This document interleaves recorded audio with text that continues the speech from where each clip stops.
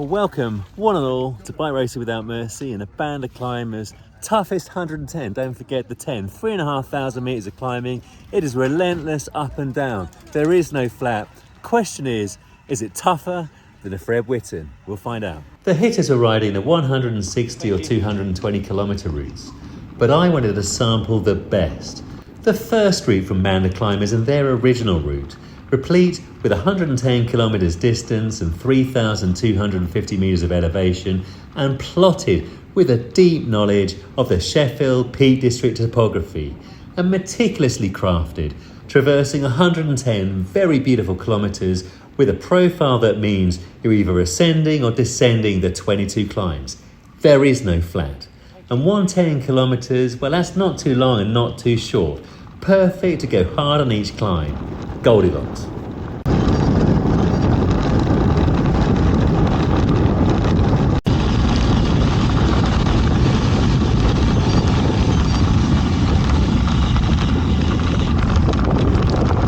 What's your name? Bethany.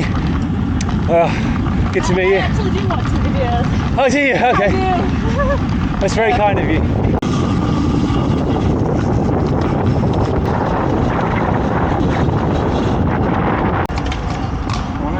Morning, how's it going? Good to see you. I like videos, I watch my bits. Oh, thank you very much, I appreciate it. What's your name? I'm Ben. Ben, nice to meet you, I feel. I'm from around your area as well. Band of climbers promote their original route as having 65% more climbing per kilometre than 182 km Fred Whitton, and therefore harder. Now, I love the Fred, as you know, so I was keen to decide for myself, targeting a max effort, sub 5 hour time, which band of climbers say is fast, see here. And as you saw, 90 seconds out the gate, we were straight into threshold.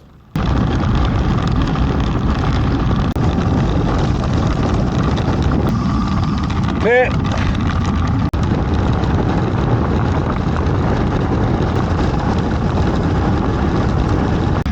Now Bethany is a beast and she's got an artery condition that runs down her left hand side of the body and she's shortened her cranks. Tell us about it. Yes, I had a bike at UK Bike Fit, thank you Dan. I used to be on 170s, which for someone that's 160 centimetres is way too long. Yeah. So he recommended I try 155 to work on my hip and more. I've been on these now for about 2 months and feel fantastic, no symptoms. So yes, really good. Well, you're riding beautifully. After Michigan, 90 miles in. Now Bethany's having a nice easy zone 2-3 heart rate because she's doing the 160. I'm a little less comfortable trying to keep pace with her on the 110. My strategy was to eat and drink plenty, not stop, and embrace the rhythm. It's basically a giant interval session in a spectacular environment with loads of 5 to 10 minute threshold efforts blended with a bit of VO2 max on the steepest gradients. Proper nasty climb coming now. And then 22 Wheel descents lane, to let the heart rate Harbinger. recover. Or Harbinger. This leg's, yeah, it's proper. If Bethany says it's horrible, it is. She was, I think, you were #1 female last year, right? Yeah, Bethany was #1 on the 110 course last year. Hence the reference beast. Yeah, this one is horrid, isn't it? Alright, fettling the power now. Here's where it gets emotional. Only for a couple of minutes.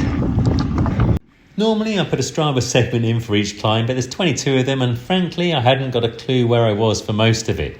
This one I believe is Wheel and Coldwell Hill climb. It's sub a kilometre, about 0.8, but the final 0.4 is at 15.4%. You can see it does rear up. It's a real little tester at the beginning of the event.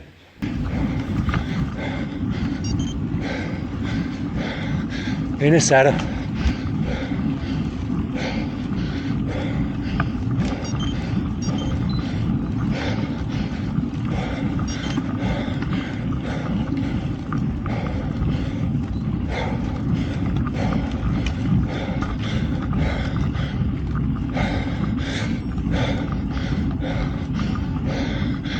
can hear people going, ah! Indeed, Bethany, I was internally.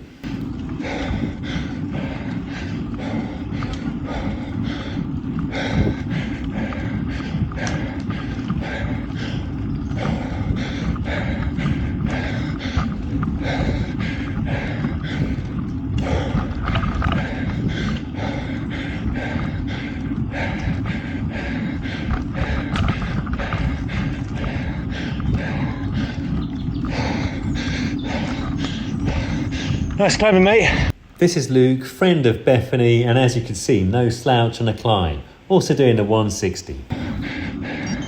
Nearly there.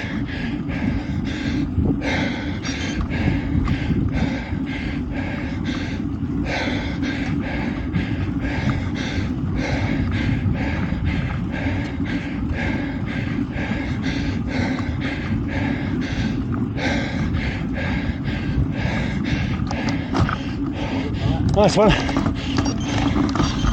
Oh, You're a stander, you are. I'm a stander, yeah.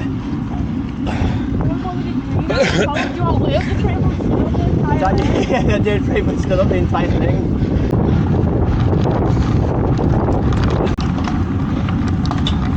you see the band of climbers have plotted a lovely little course here. You'd never figure it out for yourself. All of the back roads. Well, this was done via a competition, wasn't it? Oh, was it?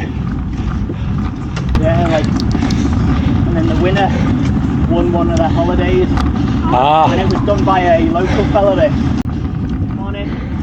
Morning. It was meant to be. Morning. Morning. Oh, yeah. Morning. My strategy also entailed maintaining momentum over the top of each brow and then descend with intent but allowing margin for error. Safety first.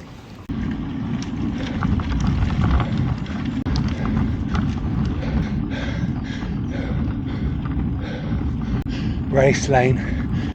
My training for this event had been specific, including lots of 3 to 5 minute VO2 max efforts, also incorporating a fatigue 15-minute max to replicate the demands of the final climbs on this event, including Burbage More. More of that you'll see in a second. Also, 2 weeks prior, I committed to a block of heat training so as to gain practical experience ahead of next year's events. More of that is to come. Safe to say, for me personally, it's been beneficial, even when the temperatures are lower. For example, I didn't get above 20 degrees Celsius on this event, but definitely the fitness was up and the heart rate was lower.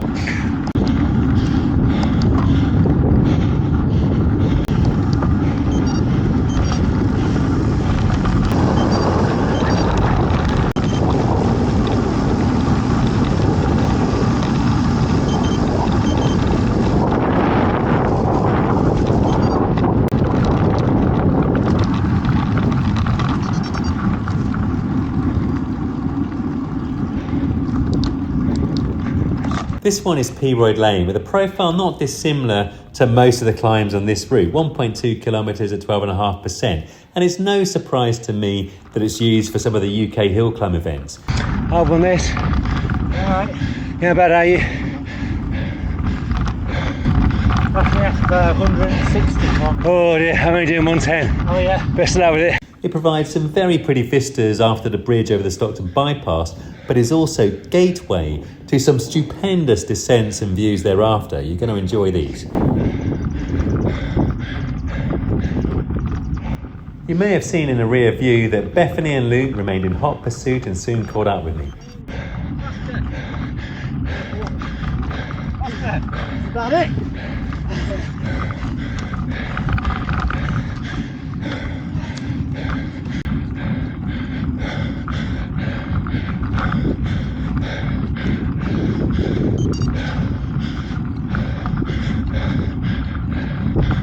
And now back into some beautiful countryside with every single climb rewarded with a sublime descent.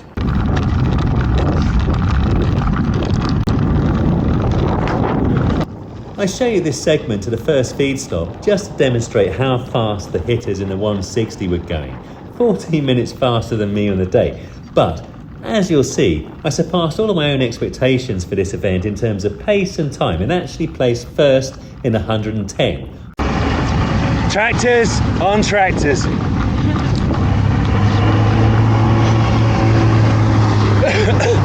I do love a good tractor. Bethany and Luke still show me how it's done, despite having 70 kilometres more to go. Dear oh dear. And Bethany, with her 155s, sweeps imperiously through all of the terrain. Rarely getting out of the saddle, but here is indeed a rare moment.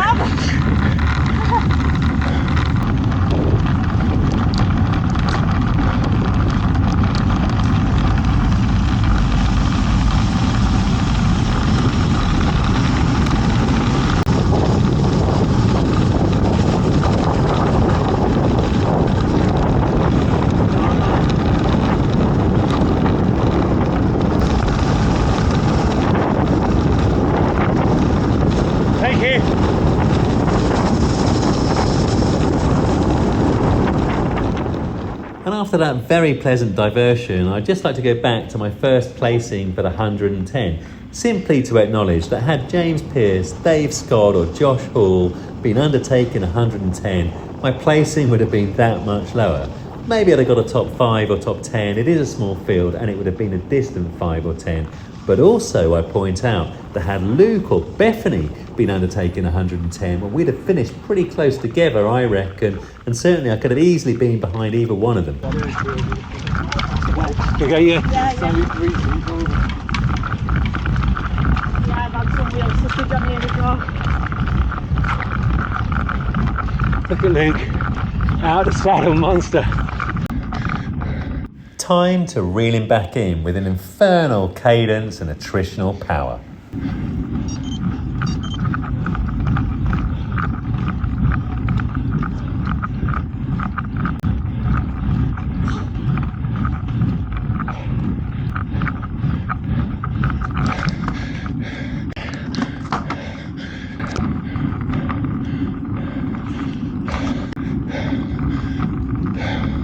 I was staying on top of the eating and the hydration. I had a couple of 750ml bottles with 60 to 70 grams of carb plus electrolytes courtesy of Sturka. Then I had 5 Sturka gels with 50 grams of carbs and a couple with 150 milligrams of caffeine and 30 grams of carbs. Definitely it makes a big difference over these endurance rides.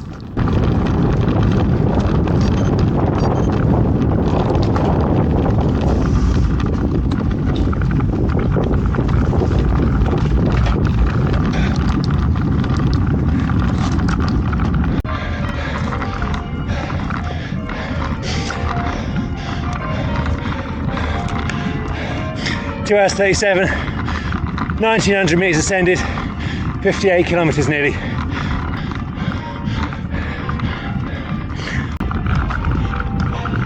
Hiya.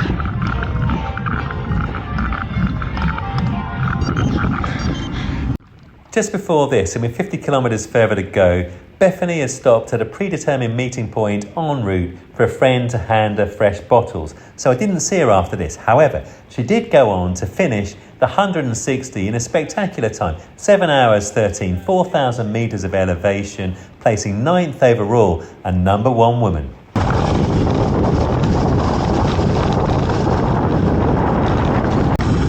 Around about this point, Luke dropped off to pace himself for an excellent 7 hours 25 in P12 for the 160. 3 hours, 65 kilometres, well, about 44 to go, 2,200 metres of ascending. I want a sub 5 hour time, obviously, so I think it's doable so long as I don't implode. I'm running out of gels. I under budgeted. If you're based abroad and used to longer mountain climbs in nice tarmac, you may be wondering why the average pace in the UK is a little bit slower than you're used to. Well, listen to the road. You can hear that it's super grippy. It adds to the friction and the resistance, but also the steepness of the climbs is matched by the steepness of many of the descents. And that means you have to go that little bit slower on the descent to remain safe. Therefore, it brings down the average overall speed. Anyway,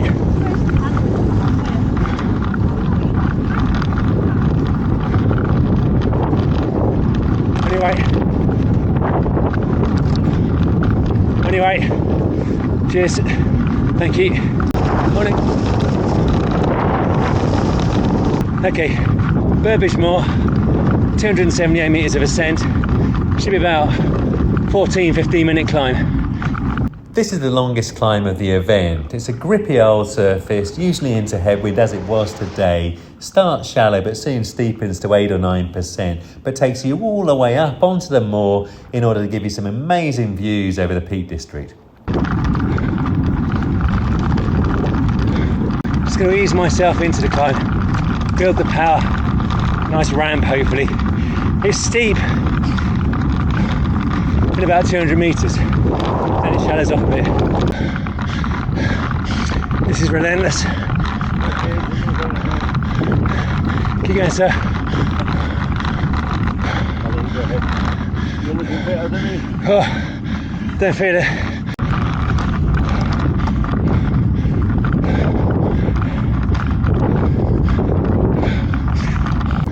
Brief respite for about 200 metres, then full gas again. As I mentioned earlier, at the end of my VO2 max efforts, I've been incorporating at around about the 2 hour mark a 15-minute max, and that told me I should be aiming for around about 270, 275 watts, i.e. my threshold power. That was the name of the game today, and I just about hit it, as you'll see. Well, that's hard. Headwind most of the way. 4 hours, 199 watts, 2,800 metres of climbing, about, I don't know, 500-600 metres of climbing to go, and 22 kilometres. I've got to do all of that in an hour to be sub 5.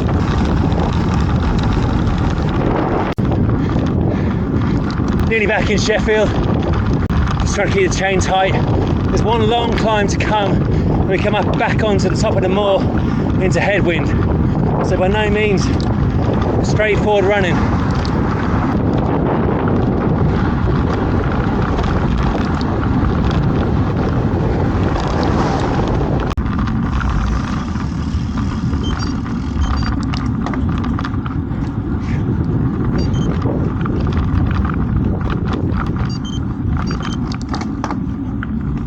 I think this is my weight, yep. This is the final climb. It takes you back onto the top of the moor via 2 different segments. Overall, it took me about 17 minutes at 2:57. I was properly happy with that fatigue power. Then, as you're going to see, it's a fast and furious descent to the finish.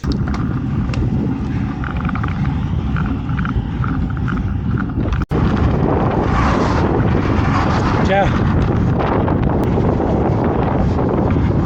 Atop them all, the grippy surface and the omnipresent headwind fuse together in a harmonious crescendo of resistance.